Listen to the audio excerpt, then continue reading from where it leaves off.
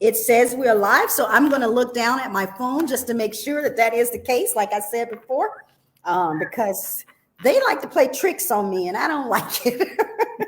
So we are showing in the group. So welcome, welcome, welcome. Thank you for being here.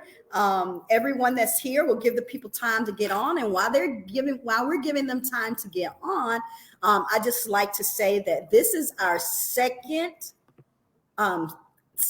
presentation on the mindset, on mind, body, and soul. And today we're talking about mindset.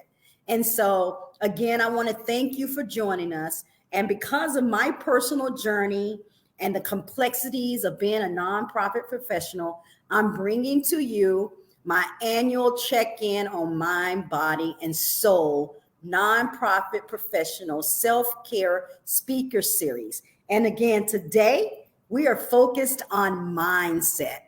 But first, as some of you know, I'm Sabrina, the group administrator and the founder of Supporting World Hope, a nonprofit consulting company that I started after 25 years in the industry.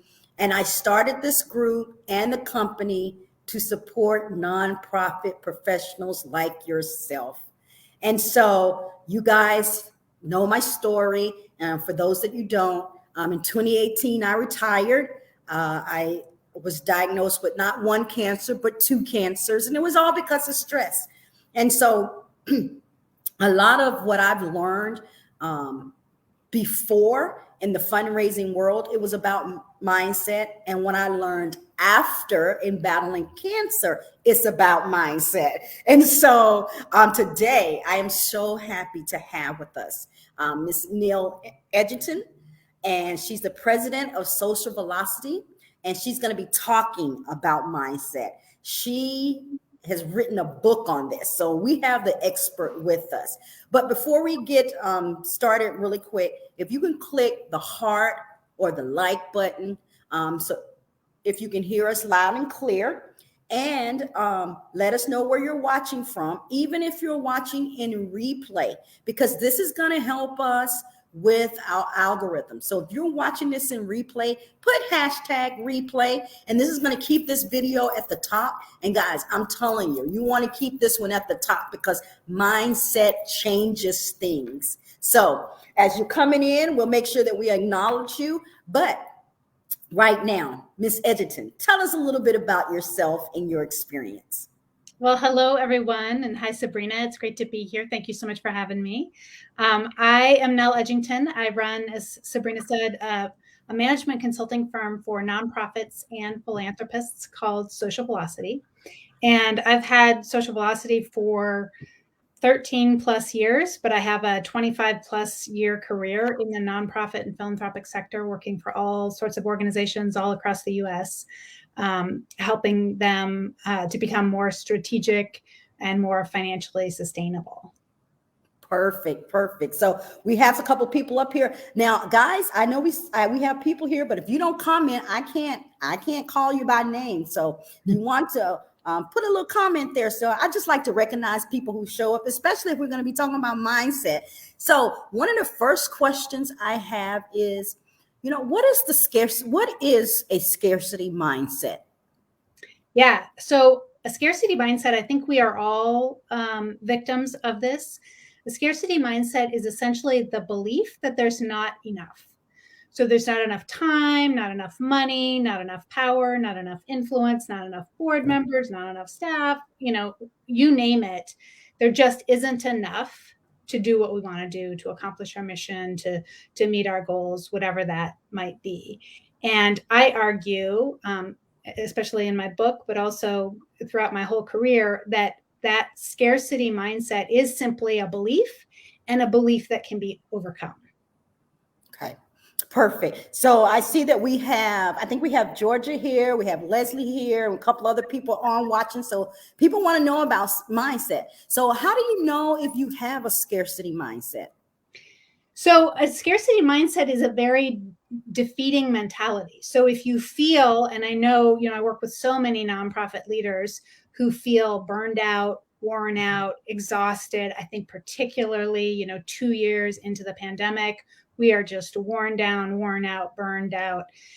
Those are all ways that the scarcity mindset can manifest, because you are believing, and it is the reality, I think, that a lot of nonprofits are living in, is they just don't have enough money, they just don't have enough time or energy or whatever it is, and it is very exhausting. And so if you recognize that sort of feeling of being completely burned out and worn out, you are probably likely suffering from that scarcity mindset. Okay. Hi, Kiwan. Thank you for joining us. So when you say you're scarcity mindset, you could be feeling burned out and all those things. What's the real cost of having a scarcity mindset? So I think the biggest cost is your own personal joy and passion and sort of love of life. So if you're existing in a scarcity mindset, life isn't a whole lot of fun. In terms of your organization and your mission, they absolutely suffer if you, as a leader, are suffering from a scarcity mindset, because you don't believe, by definition, if you're suffering from a scarcity mindset, you don't believe there is enough money, or you don't believe there's enough time or board members or whatever it is to achieve your mission. Therefore, if you believe that, you're not going to be able to achieve your mission. And so your organization and that mission suffer. Okay. So when we're talking about self-care and mindset, is lack of self-care another form of scarcity mindset? Absolutely. And I would say it's probably the biggest one. And, I'll be honest, I have suffered with this my whole life. It's, you don't believe you are worthy enough. So it's the scarcity mindset is, I'm not worthy enough to take a break, to take a rest, to ask for help, to get others involved, to whatever it is. I'm not worthy enough to warrant the things that are actually going to make me feel better and that are going to take care of me. So I don't think anybody consciously goes in to say that I'm not worthy, because I will be the first to admit I am one of those ones who I can work all day and not take a break. And I don't know if I'm consciously saying that. So how do you get people to see that? Well, and so first I would say it's not by definition that you're just working a lot. There are some people that absolutely love their jobs and love the work that they are doing, and they feel energized by it. Okay. So if you're feeling energized, then I would say keep working, keep doing what you're doing that's giving you that passion, that love for life, that energy, all of those great things. But if instead you're feeling burned out, worn out, exhausted, that means that's your body telling you, you got to take a break, you got to stop. And so if then you don't stop, even though your body is screaming for you to stop, then I would argue there's probably some kind of underlying or core belief there that says, I can't stop. If I stop, that means I'm not worthy, or I don't have enough, or I won't be okay, or, whatever it might be. Okay. And how do you look at your core beliefs? What's that process? So, I mean, that's hard work. So I would say with the help of, therapy, also something I've used, which is emotional freedom technique, EFT, or tapping, which is really effective at kind of looking at past traumas or looking at core beliefs while you tap on meridian points. So it's connecting the mind and body and emotions in a really effective way. But I think there are a lot of modalities that can help you kind of get at those core beliefs and really start to examine them. Okay. So that makes sense to me. So, hey, if you're just joining us, I saw Lori just join us. Welcome to the broadcast. We're currently talking about mindset.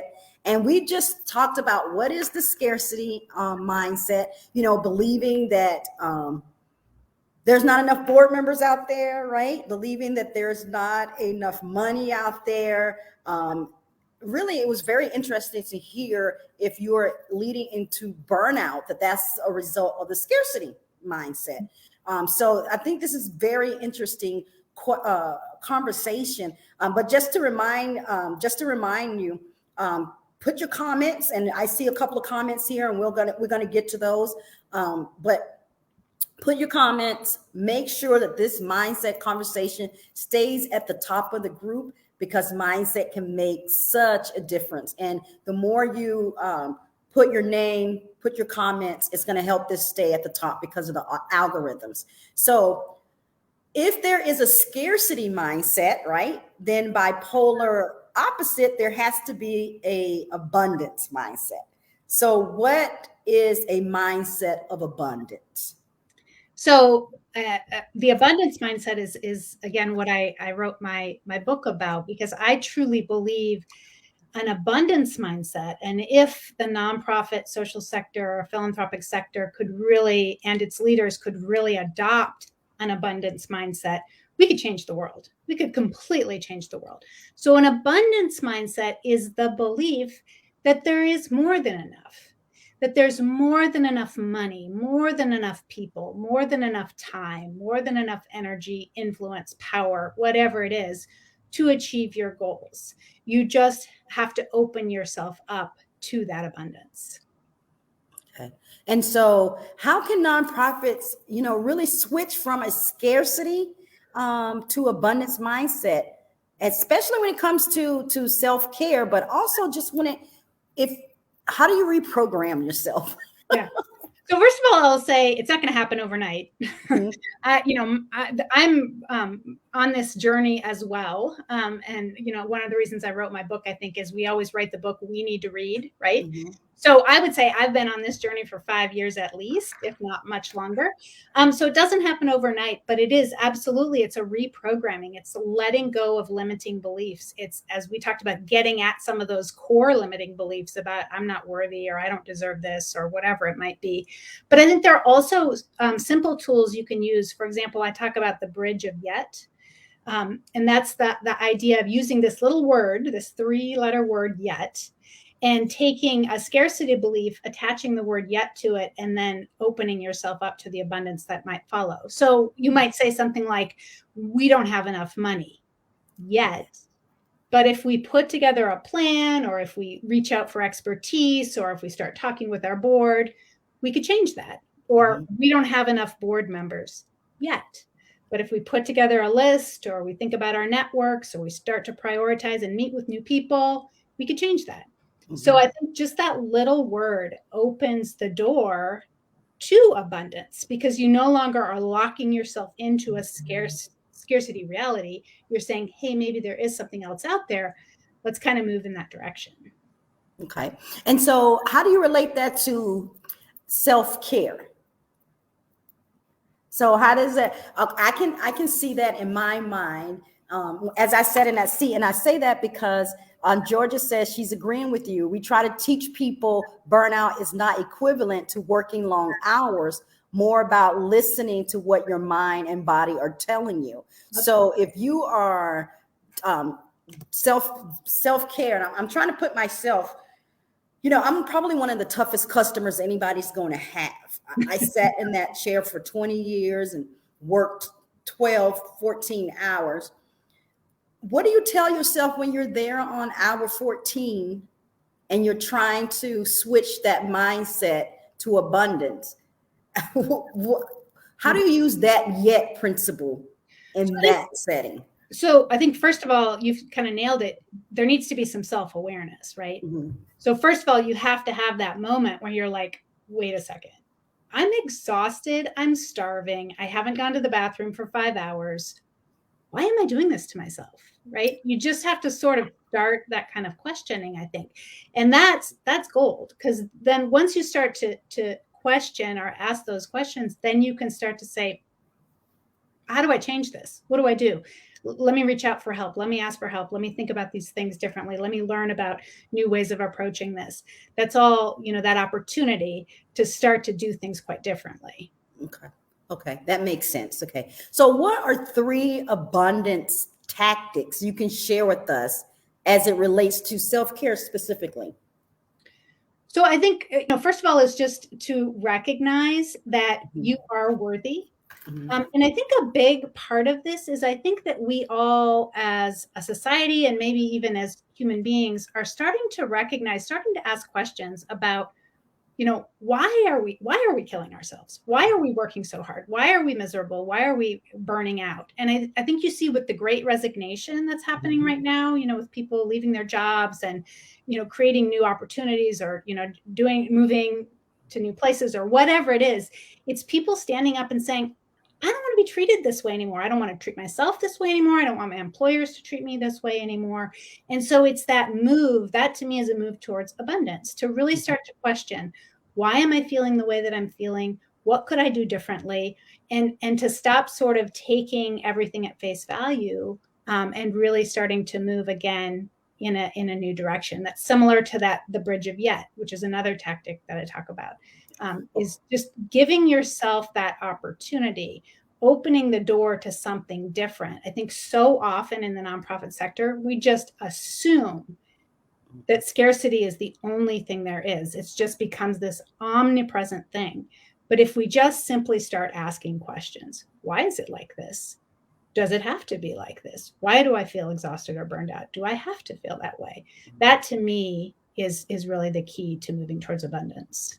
That's perfect. So questioning it. It doesn't have to be this way. I think sometimes when we get into this nonprofit work, and maybe it's the industry, and you talked about the great resignation. Maybe it's the industry that I always felt like it was a badge of honor to say, we're doing this, and this with so much less, kind of less money or less this or less that. And we don't have to necessarily accept that in our world. No.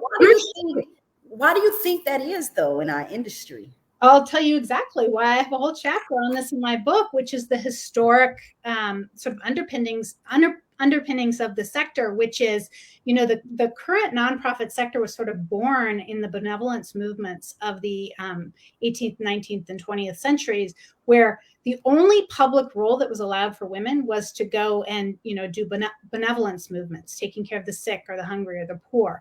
And they were allowed to do that with sort of the pennies that came from government and the political sector and the for-profit sector, right? Which were largely run by men, right? So there was this gender imbalance that I think to this day is still very prevalent. And underlying that was the idea that, you don't need that much. Just take what we give you. And oh, by the way, don't really try to change the underlying systems. Just kind of keep everything the way it is and use the pennies that we sort of throw off from the other sectors to move forward. So it makes total sense to me from a historical standpoint why we are such a scarcity-based sector. But again, going back to that questioning, let's start saying, wait a minute, why is it still this way? Does it need to be this way? And let's change that. Yeah, I think that is a good,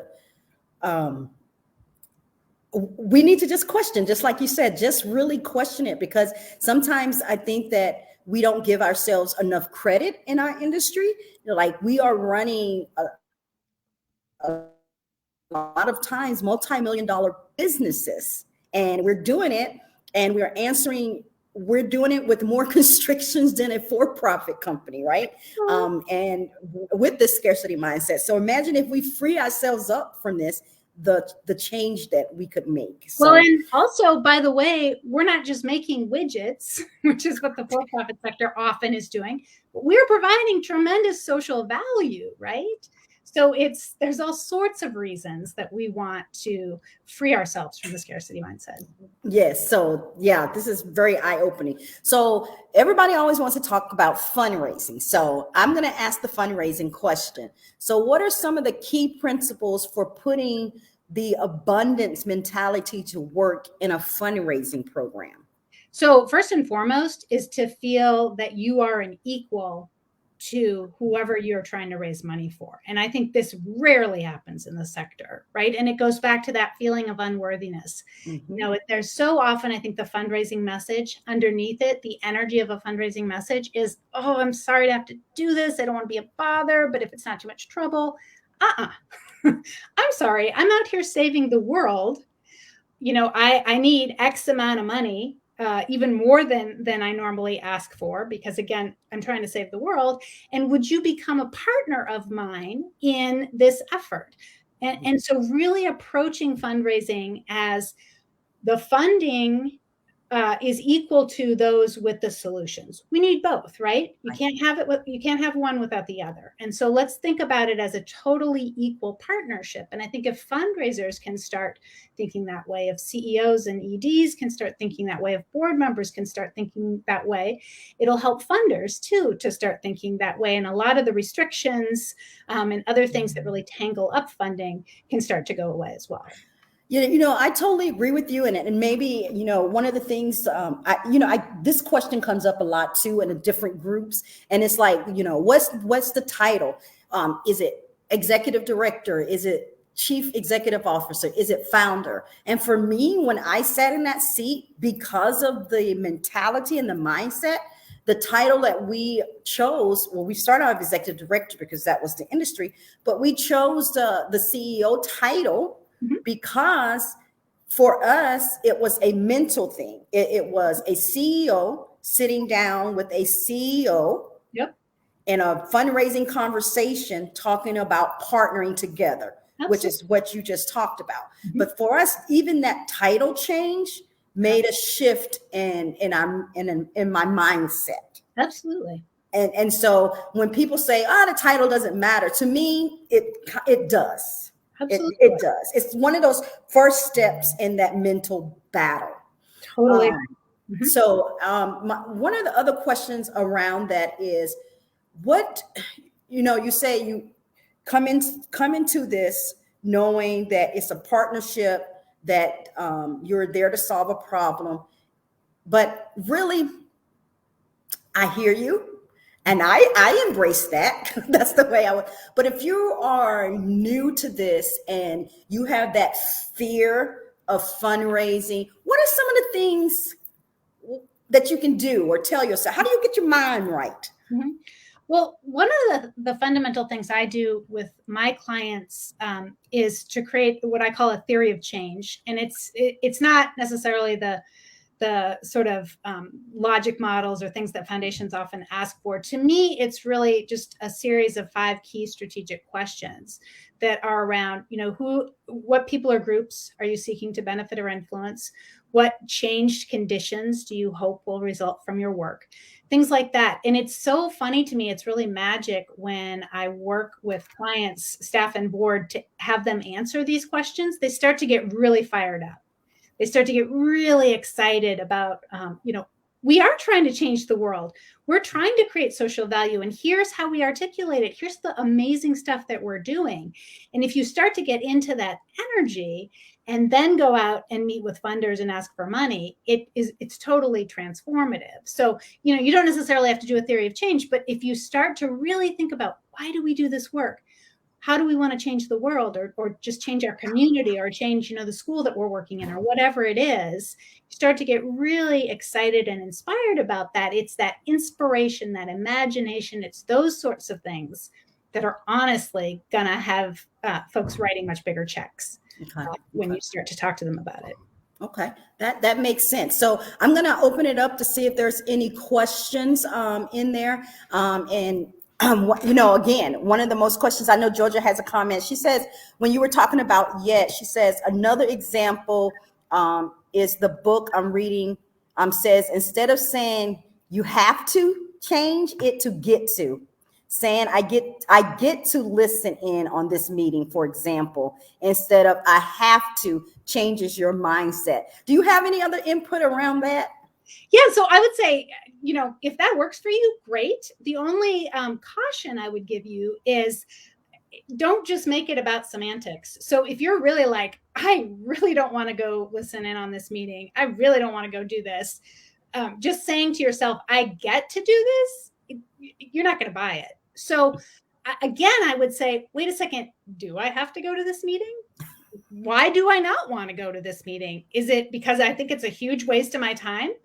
Well, then maybe I should be doing something different, something that's, going to jazz me up or get me inspired or get me moving in a direction I need to be going. So I guess that would just be my only caution is, to question that a little bit and say, are you just changing the words, or do you really feel differently once you use different words? So I have a question. Let's say I do say, why do I have to go to this meeting? And I get to, I get to the resolution that, yeah, why do I have to go to that meeting? How do you gracefully bow out of something? I think you just say to whoever it is, look, I appreciate that we set this meeting. As it looks to me right now, I don't believe it's the best use of my time. But could you tell me why, just briefly, why you think it's a really great use of my time? And then I'll consider. And if I still don't think it's a good use of my time, I'm going to go do something else. And, I appreciate you. And I hope you can find something better to do with your time as well. Wow, that's a tough statement. But you're saying do it. Okay. I'm saying do it. And so again, also in my book, I talk a lot about reclaiming your power. Okay. And so that's another move towards abundance, is we are all, as individuals, incredibly powerful people, but we often deny that. We give our power away to other folks all the time. And I'm as guilty of this as the next person, believe me. But the more we can sort of stand in our own power and say, wait a second, I don't want to go to this meeting. Mm-hmm. Let me think about why I don't want to go to this meeting. And if I feel like that's a really legitimate reason, then I'm going to stand in my power and tell the other person in a nice way. Certainly, I'm not suggesting anyone blows anybody off, but to just say, you know what, I don't believe this is a great use of my time. I appreciate you. I think you're doing great work, but I need to be going and doing X instead right now. That's very good sound advice. Thank you. So I started off asking, was there any questions that's in the group? I will give you a few minutes to type any questions if you have any. And, one of the most common questions I always get, of course, again, is about fundraising. And so if you have a question about fundraising, you can, I can help with that. You can visit my website at www.supportingworldhope.com to check out my services. And also I'm going to be sharing a link to be able to get in contact with Nell. So you do have some options there. But if you have any questions, please put them in the chat and we will get them answered. And we will go from there. But one of the questions that I have for you is, if they wanted to get in contact with you for further questions, how would they get in contact with you? So I would say check out my website. It's socialvelocity.net. And I write a regular blog, and there's lots of free downloadable tools. And you can also download chapter 1 of my book to see if that resonates with you as well. Yes, and I'm going to make sure that your website gets there and the sign up for chapter 1 of your book, because I think this is just truly a hard conversation sometimes. And it's hard to kind of tackle it like logically. You're supposed to have an abundance mindset. So I have a question. So what's the difference between an abundance mindset and a growth mindset? I think they're very, very similar. Okay. I think, a growth mindset is the idea that, everything is changeable and that I am always growing, and anything is an opportunity for me to change and grow and expand and all of those sorts of things. I think where they might be different is an abundance mindset is the belief that we live in an abundant universe, that there is more than enough money, resources, people, time, power, whatever it is. So you could almost, take both. And so you have a growth mindset saying, I want to grow, I want to learn, I want to change, I want to do all these things. And I'm going to do it with an abundant universe that gives me all the resources I need to be able to do that. So I have a question. It's not here. This is a Sabrina question, but as you're speaking, I've always resonated with like the law of attraction and The Secret. So when you just spoke about the universe and where does the law of attraction and the abundance mindset intersect? Well, I think it's a similar idea. Law of attraction is that the universe is there to give you what you're focusing on and what you're thinking about and whatever. So if you can line up with what you actually want to attract and start thinking about that and putting energy into that, the universe will bring it to you. So the idea is the universe is always there to bring you whatever it is you're focusing and thinking about. So make sure you're focusing and thinking about the things you actually want. So focus on abundance as opposed to focusing on scarcity. Yeah. So for me, when I was in my, trying to make this shift and following that, the universe, sometimes we can put out that energy, and even if it's a thought to say, oh, that person would never join my board, or oh, I'm going to go in here and ask for money, but they're not going to give it to me. Yep. You're kind of negating, you're telling the universe already that you're not going to get it. And so what you're focusing on expands. Is that the same kind of philosophy? Absolutely. Yeah. And I think we see that fundraisers see that all the time. I think any good fundraiser knows if you go into a meeting assuming the funder's going to say no, they're probably going to say no, right? Mm-hmm. So you go in, and that's what I was sort of talking about with the theory of change before. Get yourself inspired, excited, totally jazzed about what you're trying to do in the world, and then go into a meeting with a funder so that you're bringing that energy of abundance and opportunity and possibility and into that conversation. Yeah. And you said something very interesting too. You alluded to not having that begging mentality. And when you said that, it brought up about, you said the theory of change, but you know what it brought up for me? It brought up for me the culture of philanthropy. Yeah. Not sure if that's something that you talk about in your book at all, or what's your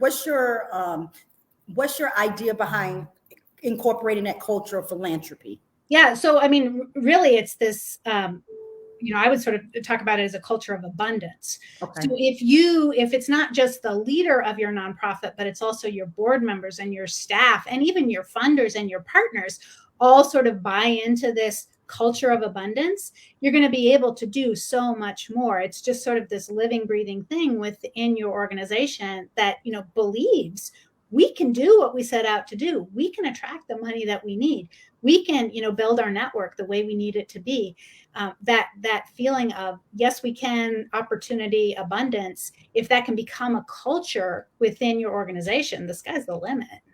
Yeah. But something else you said that's key is having that right energy and that right mindset, but planning. It's not just having that mindset without the planning, right? No. You can't just sit back and say, oh, I think it's all going to work out. Right. The universe is going to give it to me just because I've asked. No, you also have to plan. Absolutely. So again, I use the theory of change to get people sort of energized about what's the end goal and all of that. But then I help them attach it to a strategic plan. To say, okay, this is where we want to be in 20, 30, whatever years. What do we need to be doing over the next, say, 3 to 5 to move in that direction? And how do we, tie that to a plan? Perfect. Yeah. I just wanted to make sure that people heard that, we can put all that energy out there, but you do have to plan. So I don't see any questions here at this time. I don't know if you have anything to add to our discussion. I personally can talk about this forever. I truly believe in the power of a mindset. Having gone through the struggles that I've been through, even in the nonprofit sector, but even in my health. When you get diagnosed with cancer, one of the first things they tell you is like 80% of the battle is mindset. Mm-hmm. Yep. So I believe that. And then Ree says that the gods help those who help themselves. So yeah, that's what we are about, but mindset is just something that's so powerful. Mm-hmm. And if you had a doubter standing before you around the power of mindset, what would you tell them? I would say give it a try. What do you have to lose? If you're already feeling like the world's out to get you, there isn't enough, whatever, start with that the bridge of yet, and just try it and see what happens. And what I think will happen is that you'll be amazed. Something will start to shift, and then you can sort of build on that momentum. But you got to start somewhere. You got to try something different if you want a different outcome. Because what's the definition of insanity?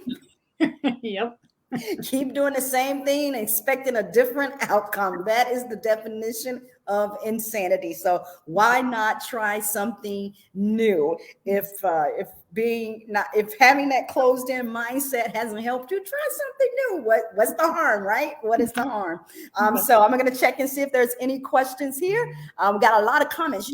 A lot of things reaffirming what you were saying. And I'm going to offer you this as well. If you have any comments, sometimes people have to process, especially if you don't have that type of mindset, you might have to process. And if you do have any questions, put them there and we will make sure that we get them answered for you. But thank y'all so much for joining us this afternoon. If you don't have any questions, that is our time. And I will leave you with this. Your mission matters and deserves to be highlighted in your community. Your mission matters and can be an inspiration to those who need it the most. Your mission matters and deserves to be funded to its fullest capacity. Again, thank y'all for joining us, and we'll see you next Tuesday when our self-care speaker will be Jason Cantler. He's the founder of the $5 Difference, and he's going to be discussing the benefits of giving. So if the mindset don't get the right mindset, and there's some health benefits to giving, guys, this is going to be awesome. So thank y'all so very much. Again, as you're processing this, if you have any other things that come up for you, put the comments in the chat and we'll get back with you. And also I will be dropping all contact information in the chat, as well as a copy with the access to the chapter. So thank y'all so very much, and y'all be blessed. Thanks, Serena. Take care. Bye-bye.